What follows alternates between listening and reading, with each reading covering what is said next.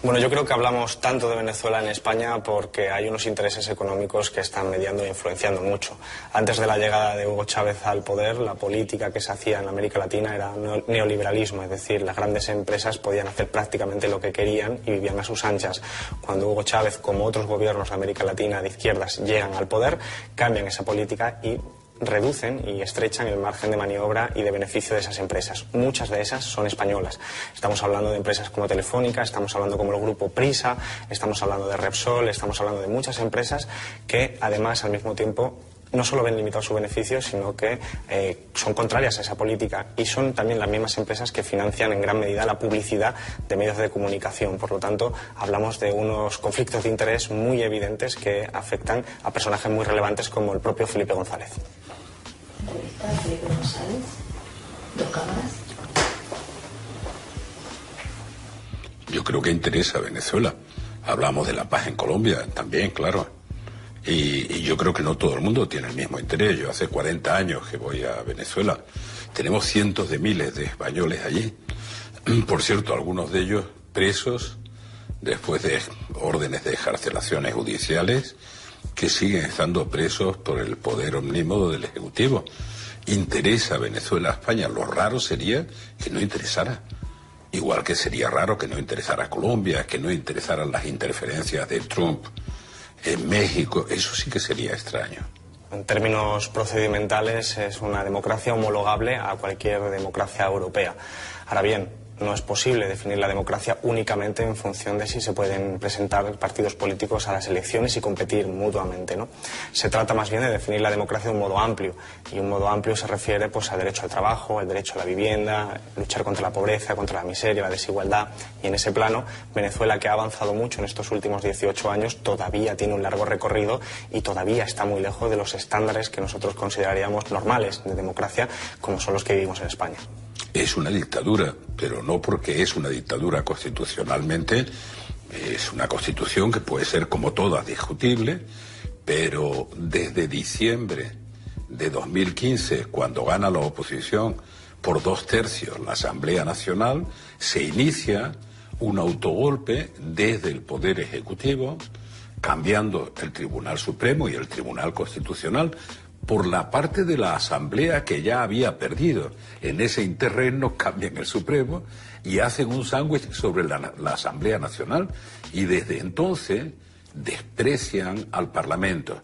21 leyes aprobadas, 20 rechazadas por esa Corte Constitucional preparada por el gobierno, una no firmada por el presidente de la República. Le contaría toda la retahíla, hasta llegar nada más y nada menos que a una Asamblea Nacional Constituyente que lo que hace es prostituir la Constitución bolivariana. Ese es el cierre de un círculo, de un autogolpe que entrega todo el poder al Ejecutivo, que utiliza de monigote al Tribunal Supremo y a la Corte Constitucional, y utiliza de monigote a la nueva Asamblea. Mire, el cierre del círculo el 3 de agosto, esa constituyente, el 3 de agosto de este año, nombra presidente de la República al señor Maduro. En la constituyente, que es una constituyente solo de ellos, que no pasa por el sufragio universal. Es un autogolpe, y cuando hay un autogolpe y se concentra el poder de todos los órganos que podrían garantizar la división de poderes, eso se llama dictadura. Claro que se disimula la dictadura, pero han acabado con las instituciones de la República, con todas. Han acabado con la seguridad de los ciudadanos, han acabado con el aparato productivo, la economía está destrozada, y han acabado con la posibilidad de que la gente coma y tenga medicamentos, y todo desde el Poder Ejecutivo. Claro, realmente la situación es una situación bastante desesperante, y naturalmente de un régimen totalmente autoritario. Bueno, yo creo que Nicolás Maduro se ha enfrentado a un proceso histórico muy difícil. Primero, continúa el legado de una persona como Hugo Chávez, que es un personaje histórico, que se presentó a 14 elecciones y solo perdió una, ganó 13, incluido un revocatorio. Lo cierto es que construir a la sombra de ese legado es muy complicado, pero al mismo tiempo se suma un elemento económico. La llegada de Maduro ha coincidido con una bajada espectacular de los precios del petróleo, que desgraciadamente por la economía venezolana pues es prácticamente de monocultivo, depende mucho de los precios del petróleo. Cuanto más altos están es mejor, cuanto más bajos menos capacidad tiene el Estado. Estos dos hitos yo creo que están marcando y condicionando mucho las enormes dificultades que enfrenta su gobierno. Bueno, él es el responsable máximo de lo que ocurre por esa concentración de poderes. Él tiene en su mano, en su propia mano, porque todos los demás órganos están o anulados o sometidos, una de dos, desde el Tribunal Supremo, la Corte Constitucional, pasando por el Parlamento, que lo tiene completamente anulado, hasta ese supuesto poder de la Constituyente. Él tiene en su mano darle una salida constitucional y democrática al país, que se resume en 4 cosas muy elementales, a las que añadiría una. Primera cosa, que reconozca el poder del Parlamento, que me parece que no es mucho pedirle. Segunda cosa, que no haya ningún preso político ni ningún inhabilitado. Tercera cosa, que parece también absolutamente razonable, que permita que haya ayuda humanitaria para todos los ciudadanos, que eso parece también completamente normal. Y le añadiría una cuarta, que esa constituyente que funciona desde agosto y que no ha redactado un solo artículo, que solo toma decisiones arbitrarias, que esa constituyente sea anulada, porque es inconstitucional. ¿Para qué? ¿Con qué propósito? Con el propósito de devolverle la voz a los ciudadanos en unas elecciones presidenciales inmediatas, que sean limpias, transparentes y con garantías. O sea, que cuando hablan de diálogo, que negocien la recuperación de la democracia, o lo que podríamos llamar la transición hacia la democracia dentro de la Constitución que él está vulnerando. Lo tiene en su mano. Pero claro, podría perpetuarse o quererse perpetuar en el poder, pero por favor que no lo haga a costa de Venezuela, porque es Venezuela quien está sufriendo eso. No es él, ni su familia, ni la élite. Estos no, estos incluso con la situación actual no viven mal.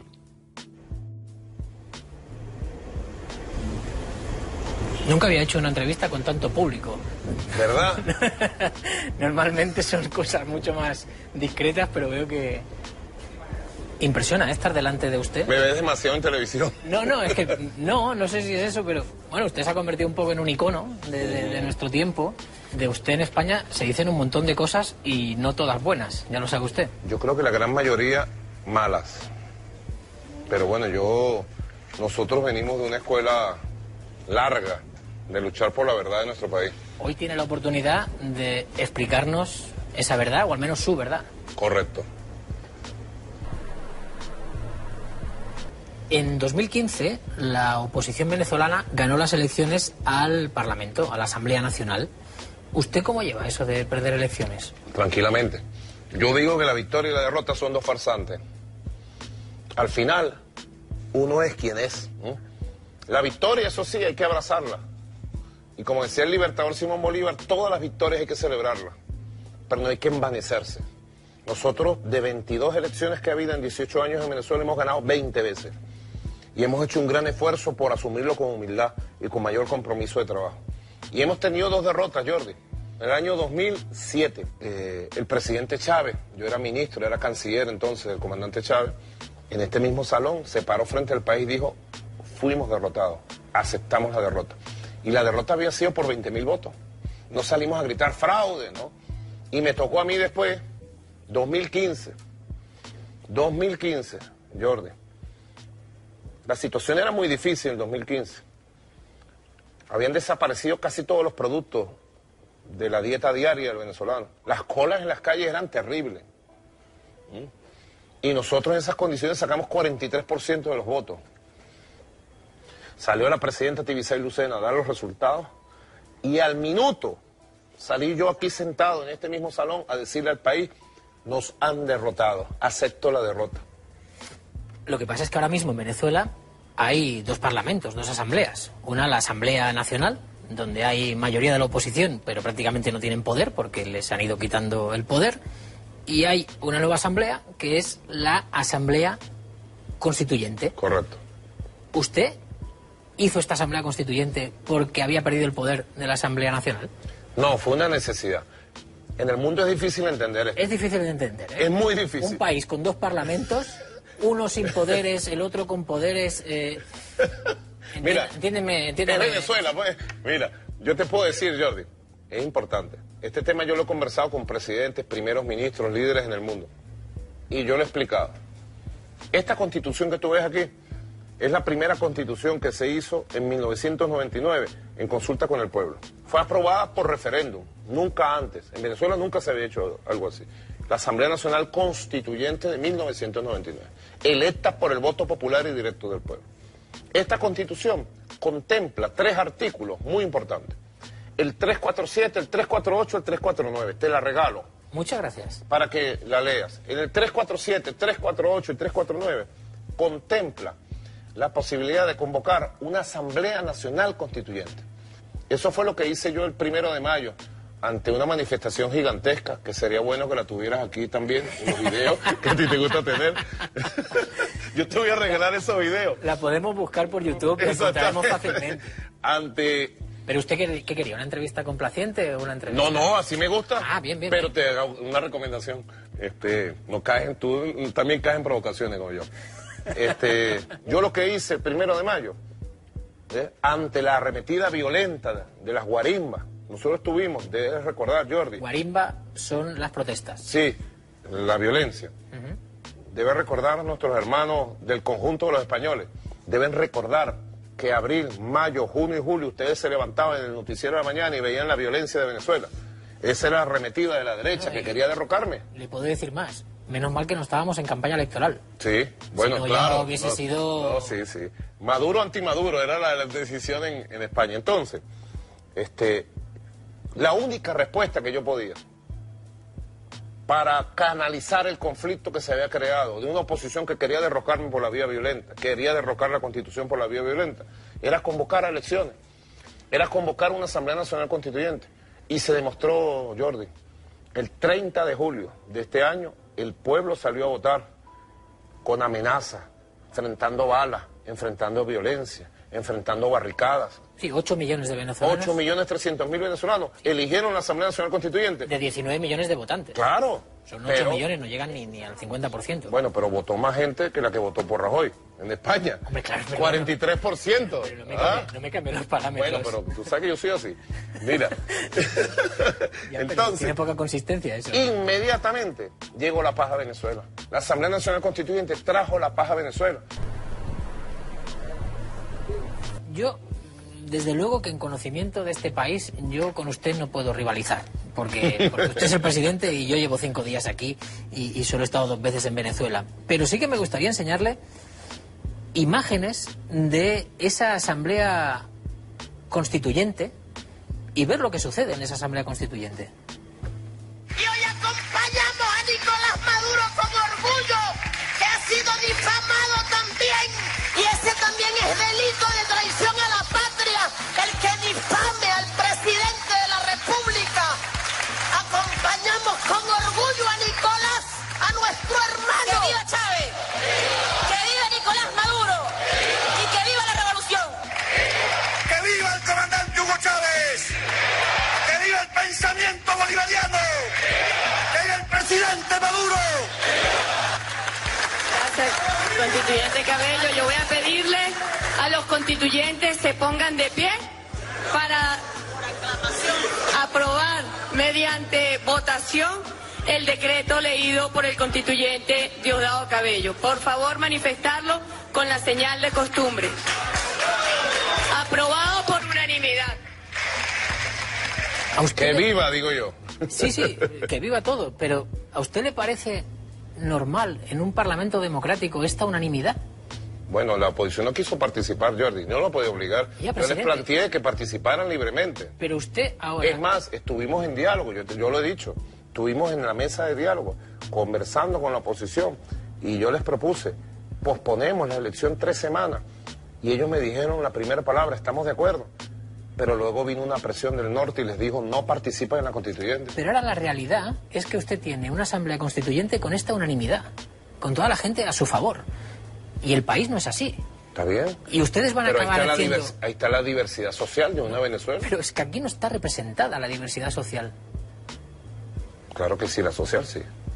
La social, ahí están los indígenas, ahí están los trabajadores, ahí están los pensionados, ahí están las comunas, las comunidades, pero no hay, ahí están los afrodescendientes. Pero no hay... Estoy convencido que en esa diversidad social también hay una diversidad social dentro de esos colectivos que usted me está diciendo que son parte de la oposición. Yo quisiera que la oposición estuviera. Le hice una proposición a la oposición. Ya, pero... Le hice una proposición, Jordi, para que sepa. No solo que participara en las elecciones y se negaron. Y hubieran salido bien. No nos hubieran ganado, porque ya el chavismo electoralmente ha recuperado su energía, su fuerza electoral, su mayoría. Y después le hice una proposición, que la Asamblea Nacional Constituyente, con su poder de cooptación, cooptara 100 constituyentes de la oposición, electos por mecanismo de la oposición y se incorporaran a los debates. Y tampoco quisieron. Pero ahora mismo usted se encuentra con un parlamento con unanimidad, la Asamblea Constituyente, que va a elaborar la futura Constitución de Venezuela. Bueno, gracias a Dios, a la Constitución, cualquier Constitución, cualquier reforma, cualquier cambio que sea sometida a nuestra Constitución, tiene que ser sometida a referéndum. Así que cualquier cosa que suceda en el futuro tendrá que ser sometida al voto popular. Señor Maduro, ¿usted se considera una persona diplomática? Creo que sí. Con la agresión del nuevo Hitler de la política internacional, el señor Donald Trump contra el pueblo de Venezuela. La supremacía racial, la supremacía imperial hoy se expresó. El magnate se cree el dueño del mundo. Ahí sale el gobierno estúpido de Canadá diciendo que no reconocen las elecciones. ¿Qué carrizo me interesa que Canadá reconozca o no Venezuela? Si ya la reconocemos nosotros y somos independientes y soberanos. ¿Qué me interesa que Canadá diga lo que diga? Gobierno insolente, estúpido gobierno de Canadá. ¿Qué me interesa? La oligarquía paraguaya, corrupta y narcotraficante. Ahora nos persigue el demacrado Macri de Argentina, fracasado, repudiado por su pueblo. Cobarde, eres un cobarde, Macri. No te metas con las mujeres, Macri, cobarde. ¿Usted cree que este tipo de afirmaciones benefician su imagen y la imagen de Venezuela? A mí mi imagen no me importa, lo que me importa es que respeten a Venezuela. ¿Pero de esta manera cree que la van a respetar más?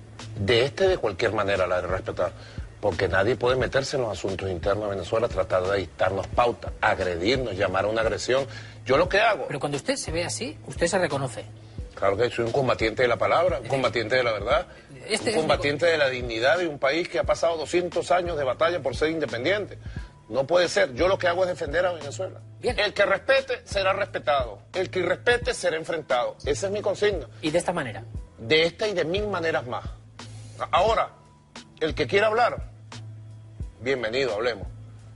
Sé que es difícil, pero me gustaría que me definiese con una palabra a los siguientes líderes políticos a nivel mundial. Déjame concentrarme bien. Raúl Castro. Perseverante, histórico. Emmanuel Macron. Está empezando. ¿No se atreve con un adjetivo? No sé nada de él, está empezando. Angela Merkel. La derecha recalcitrante. Kim Jong-un. Líder en su país. ¿Y ya? Es líder en su país, sin lugar a dudas. No, eso es una descripción, no es un adjetivo. Líder en su país. Insisto, eso es una definición, ¿no? O sea, pero ¿qué más quieres que yo diga? Lo respeto desde el mundo donde él está, en sus circunstancias. Líder en su país. Vladimir Putin. Líder del mundo, emergente, líder de la paz. ¿Tiene usted buena relación con Vladimir Putin? Excelente. Muy bueno. Creo que es un hombre extraordinario que el mundo necesita. El mundo necesita un líder que logre el equilibrio, que se pierde en la visión que se trata de imponer en el occidente. A mí es que me encantaría poder entrevistar a Vladimir Putin. Si quiero lo llamamos ahora, te lo paso. Yo encantado, no sé hablar ruso, pero no sé. Yo me conformo con un mensaje suyo a Vladimir Putin diciéndole, oiga, mire, hay Vladimir... Estoy de acuerdo, lo voy a hacer. ¿Sí? Sí, seguro. Tú vas a ver. Yo encantado, ¿eh? Ojalá, sería muy bueno, eres muy buen entrevistador. Estoy seguro que va a estar de acuerdo. No sé si tienen un grupo de WhatsApp entre líderes políticos, Vladimir Putin, Ojalá. Kim Jong-un, y aprovechan para criticar a Trump. Es una buena idea. Vamos a ver si lo aplicamos. ¿No lo tienen? No. ¿No? No sé, un grupo de estos que seguro que la oposición diría, ese grupo se podría llamar el eje del mal. ¿Sabe usted Como que cuando Bush, ¿te acuerdas del eje del mal? que el eje del mal era Chávez, era Fidel, Evo Morales, y Fidel Castro? No sé si usted ahora se siente perteneciente a otro eje del mal. Yo me siento del eje de Dios, del eje del bien. Me parece curioso que usted critique tanto a los Estados Unidos cuando son uno de sus principales compradores de petróleo. ¿No estarán ustedes viviendo del imperialismo que critican? Nosotros criticamos desde hace 200 años la conducta de las élites que dirigen los Estados Unidos, de las élites imperiales que gobiernan desde Washington. Y así seguirá siendo. Aspiramos algún día a tener relaciones de respeto en términos de igualdad con algunos de sus dirigentes. Tuvimos muchas esperanzas en Obama y las cosas empezaron bien y terminaron muy mal con Obama. Y bueno, lamentablemente el presidente Donald Trump llegó envenenado contra la revolución bolivariana. Pero se puede contra Venezuela. ¿Se puede hacer negocios con el imperio y luego criticarle? Con la sociedad estadounidense, sí. Y yo he invitado a que vengan los inversionistas. Venezuela es, digamos, la tierra de la oportunidad para la inversión en energía, en petróleo, en gas, en minas, en industria. Eso no lo desprecian para nada. Yo te puedo decir, mira la paradoja. Nosotros en Revolución hemos logrado tener las mejores relaciones con los Estados Unidos, con la sociedad estadounidense, con los inversionistas estadounidenses, con las academias, con las universidades, con los sindicatos. Pero tenemos las peores relaciones con la élite de Washington. Es una paradoja, ¿verdad? Yo quisiera tener buenas relaciones con quienes gobiernan en Washington en el sentido de que nos respeten y entiendan que sin revolución en Venezuela no hay paz en Sudamérica. Siguiendo sus discursos, hemos comprobado que usted sigue mucho la televisión española. Sí. Ve muchos programas, también creo que alguna serie. Sí, vemos mucho Sapeando, vemos al Rojo Vivo, Salvados, No hay quien viva, fue la primera serie que descubrimos hace varios años. Aquí no hay quien viva. Aquí no hay quien viva. Es una frase que me han dicho también muchos venezolanos. Está bien, debe ser que la han copiado del programa español, ¿no? Aquí no hay quien viva y los noticieros españoles. ¿Tú sabes por qué? Porque es impresionante la cobertura que le dan a Venezuela en la televisión española. ¿Por qué cree que pasa eso? Yo creo que es por el miedo al cambio. ¿A qué cambio? A los cambios que se anunciaron en España con el 15M. Ahí comenzó a correr por el espinazo de los que gobiernan y dominan España, de las élites españolas, un miedo creciente a la revolución bolivariana, a las ideas que emanan de la revolución bolivariana. ¿Por qué? Para que nos coloquen en la primera plana del ABC, del diario derechista del país, del mundo, para que nos coloquen en las primeras noticias de Antena 3, de Televisora Española, etcétera, etcétera. Alguien tiene que tomar una decisión. Eso es una celebrity en España. Sí, es una cosa increíble. Es una cosa que no tiene explicación, verdaderamente. Creo que han exagerado, han saturado a la opinión pública española. Y yo desde aquí le digo a España, a la España grande, a la España de los valores, a la España de la historia, mi respeto, mi cariño y mi amor. Ojalá me gustaría ir a España y tener la oportunidad de defender la verdad de Venezuela como me estás ofreciendo tú. Le tengo que decir que le agradezco mucho el regalo de la Constitución venezolana, pero yo traía la mía. Y me gustaría leerle un artículo de esta Constitución, que es el artículo 58. Dice: la comunicación es libre y plural y comporta los deberes y responsabilidades que indique la ley. Toda persona tiene derecho a la información oportuna, veraz e imparcial, sin censura. ¿El derecho a la información veraz e imparcial está asegurado en este país cuando usted, por ejemplo, presenta un programa en la tele pública de 4 o 5 horas a la semana, además de otros miembros de su gobierno que también aparecen en esa televisión? Una cosa no quita lo otro. Si tú puedes salir a las calles como ha salido, el 80% de las radios a nivel nacional, regional, local, están en manos de sectores privados muy opositores. Tú te vas para un kiosco de prensa y tú ves, cuentas todos los periódicos editados y el 80% son periódicos muy opositores. En Venezuela está garantizada la plena libertad de expresión, de ideas, de movilización, la plena libertad política y comunicacional. Yo creo que también hay muchos medios privados que también están a favor de su gobierno. Si los encuentran me los presentan, pues no los conozco. Bueno, yo creo que usted sí que los conoce, pero no vamos a entrar en esa disputa. Y su risa me confirma que los conoce. Me gustaría saber, en la televisión pública venezolana, ¿a qué hora tiene el programa el líder de la oposición? Primero la oposición tiene que tener un líder. Y tendrá su espacio del mismo tiempo. Creo que la oposición ha tenido líderes y nunca han tenido ese espacio en la televisión pública. En 18 años no ha tenido un líder que verdaderamente... De todas maneras le sobra. Bueno, algún líder habrá tenido que usted ganó las elecciones por un punto. Mira, de todas maneras le sobran los espacios televisivos internacionales y nacionales. Lo que le he dicho lo ha intentado desviar, pero que oposición aquí hubo y potente, porque en el año 2013 usted ganó por un punto de diferencia. Una cosa es tener un candidato y otra cosa es tener un líder. El candidato que yo derroté y que derrotó Chávez fue un candidato construido durante 10 años, con las técnicas de marketing. Evidentemente tuvo éxito. Para usted solo es un candidato, supongo que para la oposición también será un líder. Nunca fue un líder. Objetivamente. Hombre, objetivamente. Hubiera construido una fuerza política, la hubiera consolidado, la hubiera hegemonizado, hubiera construido un proyecto de país. Lo está diciendo desde la absoluta subjetividad que tenemos cada uno. Ah, no, claro. Cree o no cree, mi palabra, pero es mi visión. Según el Sindicato Nacional de Trabajadores de la Prensa y la ONG Espacio Público, en 2017 se han cerrado 3 televisiones y 46 radios. ¿En Venezuela hay censura? No ha habido ni va a haber censura. Lo que sí te digo, como todos los países del mundo, hay una estructura legal que lleva a la renovación o no de los permisos de transmisión. No sé si esos datos que me das de una ONG que no conozco... ¿La pongo en la lista? No la conozco. De las ONGs que no tenemos que fiarnos. No la conozco. Que yo si quiere la pongo, ¿eh? No, ¿y por qué la va a poner si no la conozco? Bien, si usted me dice que no la ponga, yo no la pongo. Lo que sí te puedo decir es que en Venezuela hay plena libertad de expresión. Ahora no se ve CNN en español en Venezuela. Claro, si CNN en español, un cañón para promover la violencia interna, que nadie aceptaría. Un cañón para promover la sedición, la insurrección, el golpismo, para justificar la violencia. Por tanto, le quito la licencia. Claro que sí. El país tiene derecho a defender su paz social, su tranquilidad.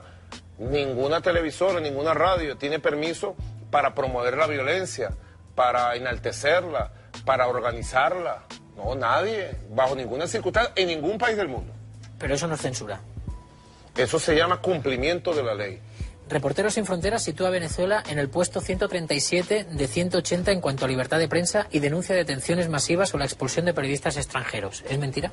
Reporteros Sin Fronteras, ponlo en la lista. ¿Sí? ¿Este sí? Claro que sí. Déjeme el lápiz.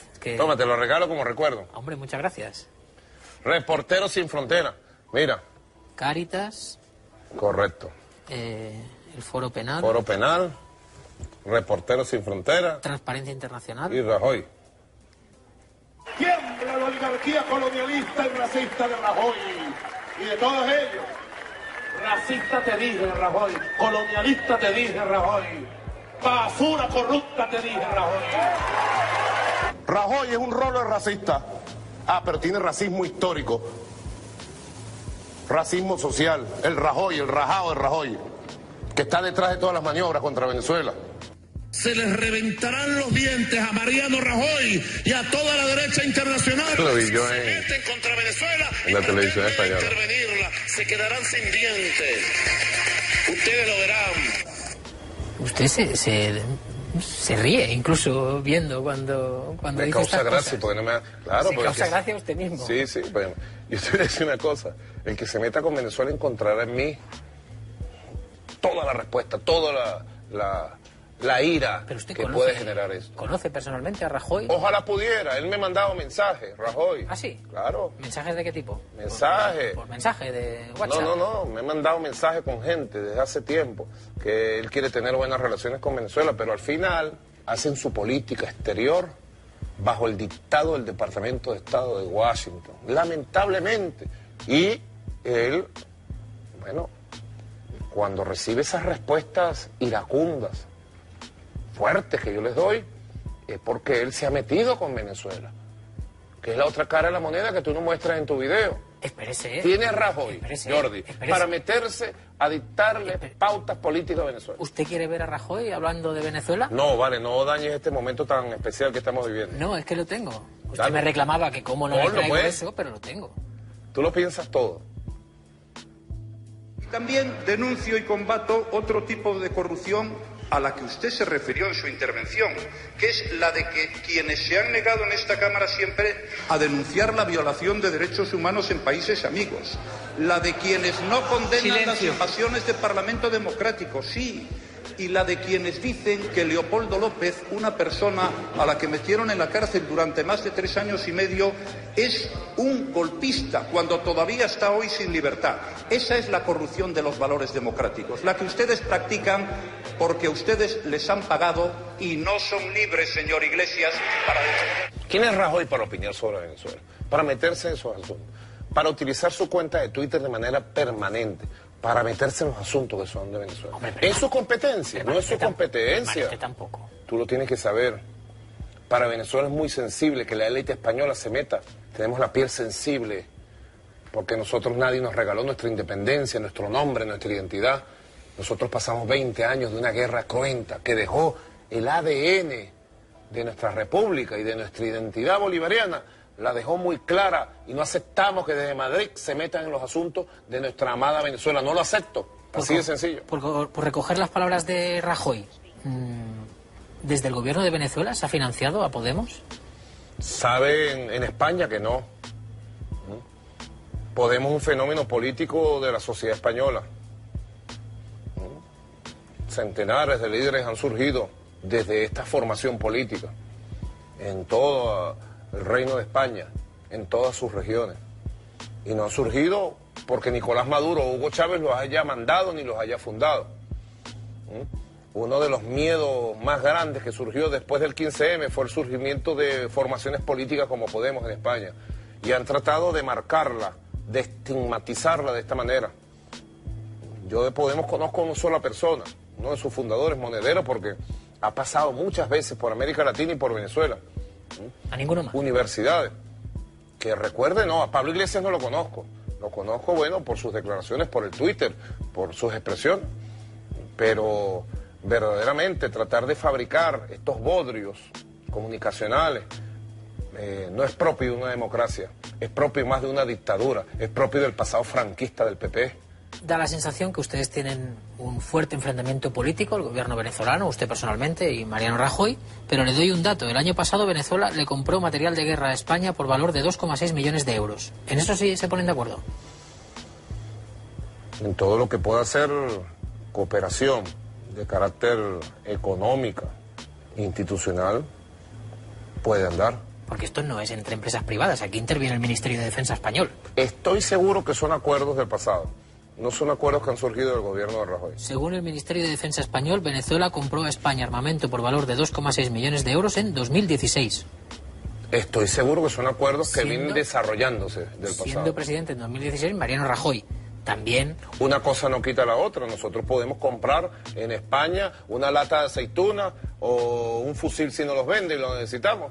Y si Rajoy se mete con nosotros, encontrará la misma respuesta. Tengo entendido que también trabaja, y mucho en Venezuela, Repsol. Bastante, tiene grandes inversiones y estoy seguro van a ampliar sus inversiones. El capitalismo español sí que le gusta. Todo el que quiera traer inversiones en Venezuela, bienvenido. Todo el que respete nuestras leyes en nuestro país, bienvenido. Todo el que se meta con nosotros, se enfrentará, mira, así, de frente con nosotros. Llámese Rajoy o llámese como se llame. ¿Cómo es su relación con José Luis Rodríguez Zapatero? ¿Ha mediado Zapatero entre usted y la oposición aquí en Venezuela?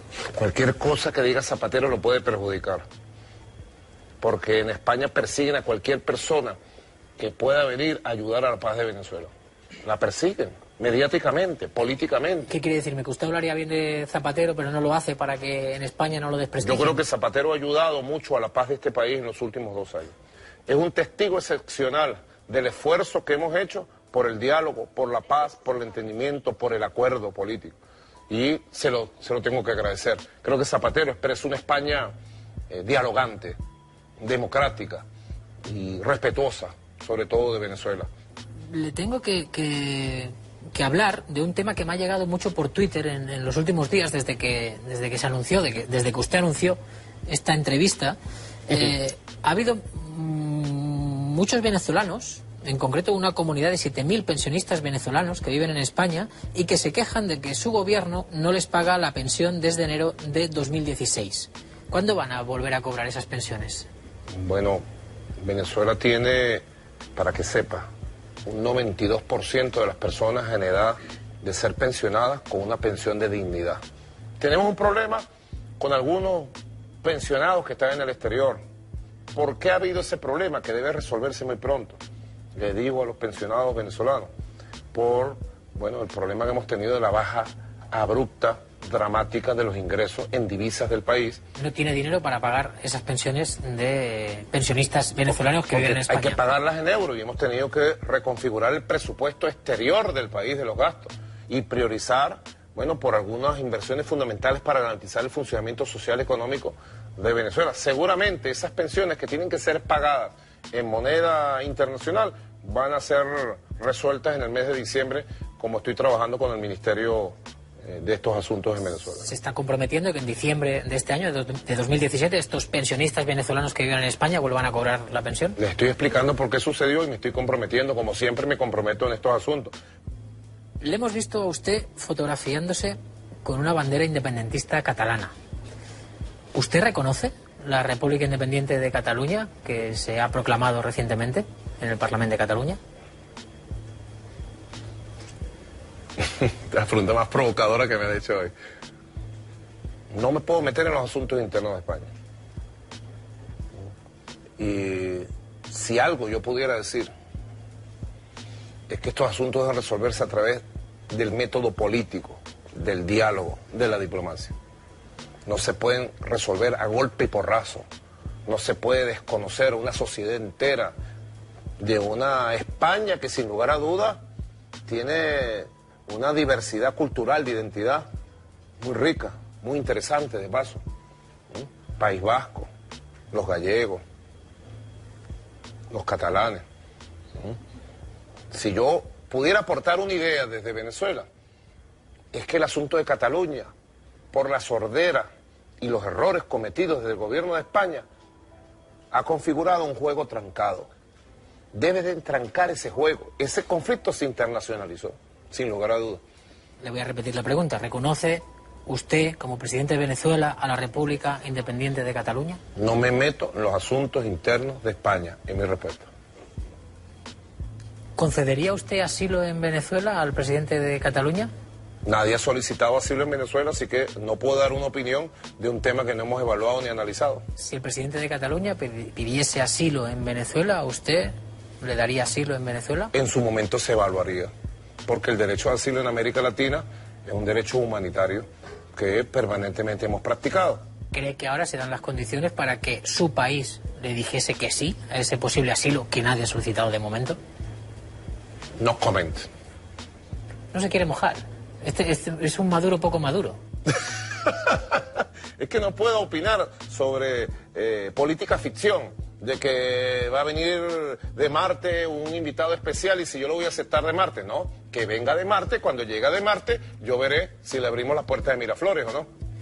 Si usted se encontrase con una región venezolana donde hubiese un movimiento independentista, ¿usted, por ejemplo, les permitiría hacer un referéndum para decidir sobre su independencia, como está pidiendo el independentismo catalán al Estado español? Es incomparable las dos situaciones históricas.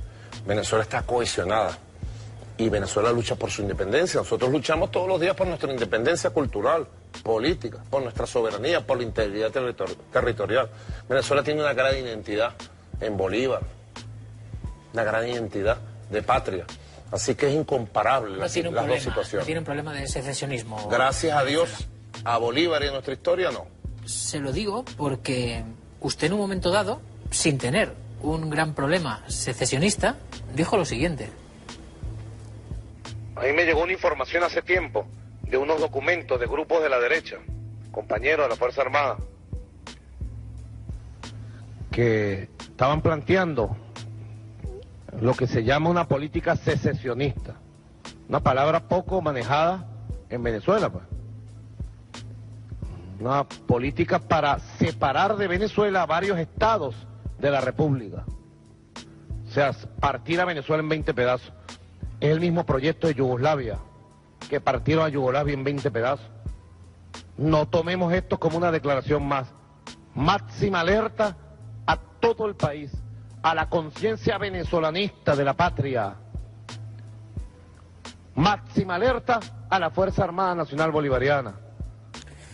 No lo veo yo a usted con un discurso muy por el diálogo, con esas posibles modelos o movimientos secesionistas. Bueno, nadie puede dialogar con quien quiera dividir un país, ¿entiendes? Como Venezuela. En todo caso... Pero esa frase que me acaba de decir, nadie puede dialogar con quien pretende romper un país. Como Venezuela. Ya, pero vamos, que los países se pueden romper todos.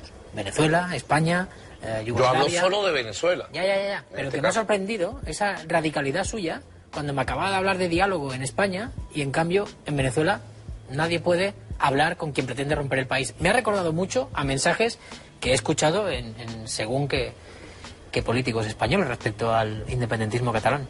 Son casos totalmente distintos. Usted se define como cristiano, incluso ha sido recibido por el Papa Francisco. ¿Es verdad que el Papa Francisco le regañó? ¿Cuándo? Cuando le recibió. ¿Qué le dijo? Yo creo que él está siempre muy exigente del diálogo, de que se profundice, de que se busque el diálogo. ¿Y qué le decía? Que usted y no también me dio una recomendación que he aplicado al máximo. Me dijo, a pesar de la conducta de la cúpula de la Iglesia Católica, no pelees con ellos. Yo he hecho el gran esfuerzo.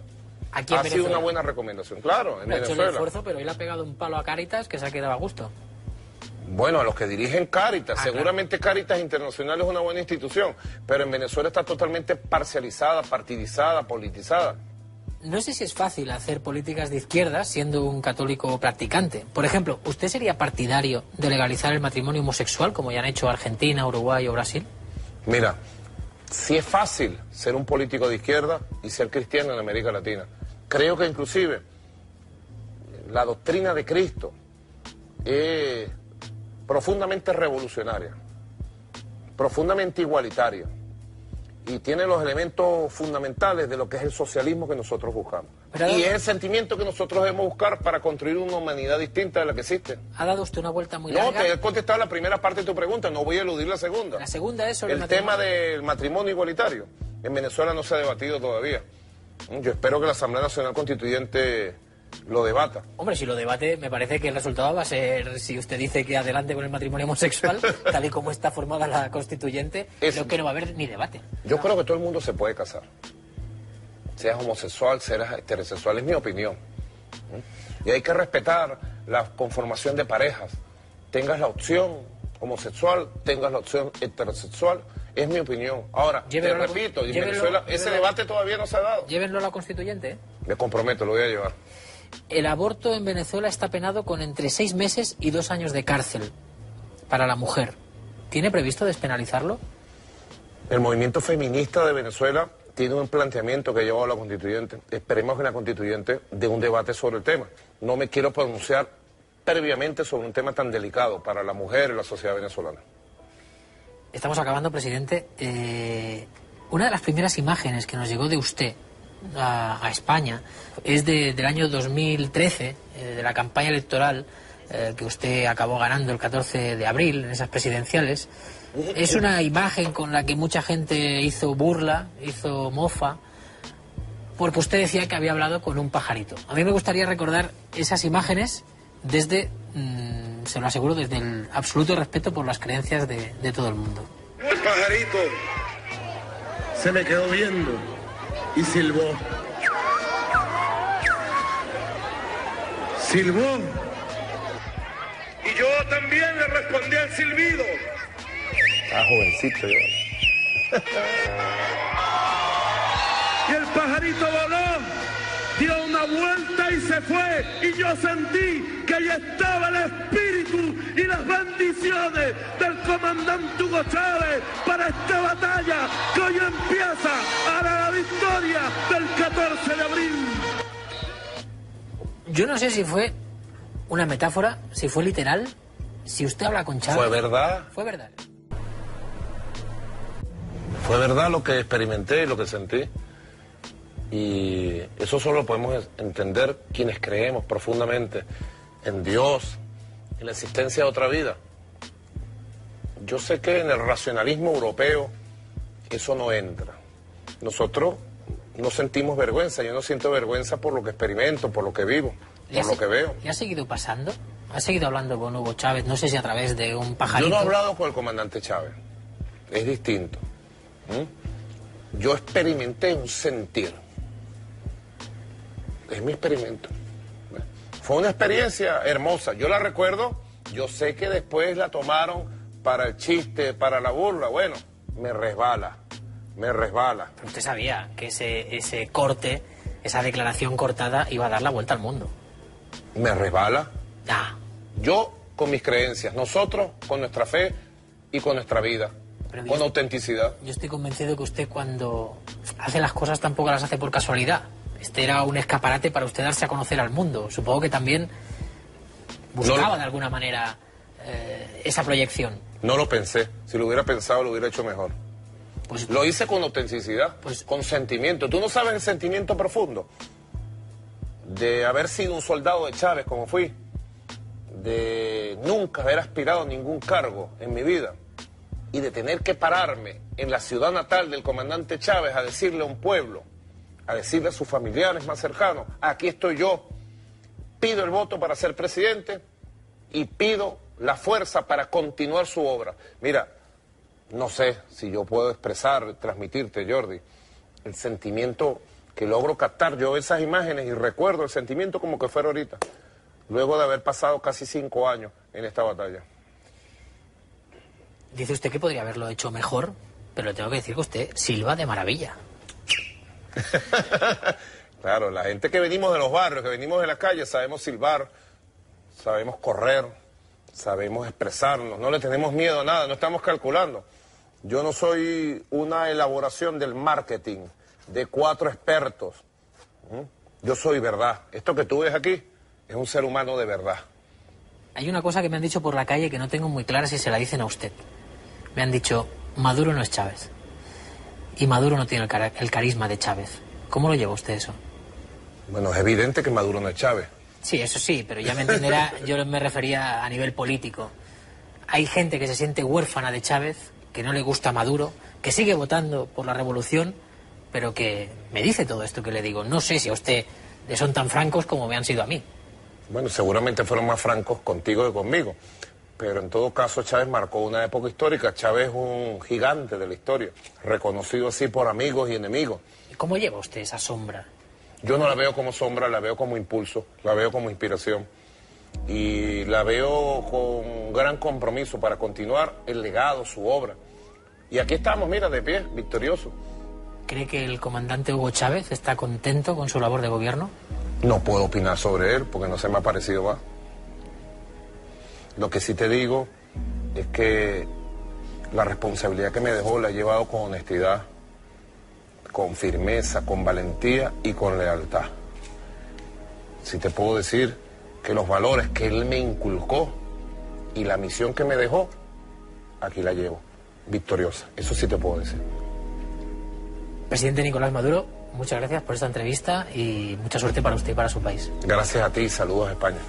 Que Dios bendiga a España. Gracias.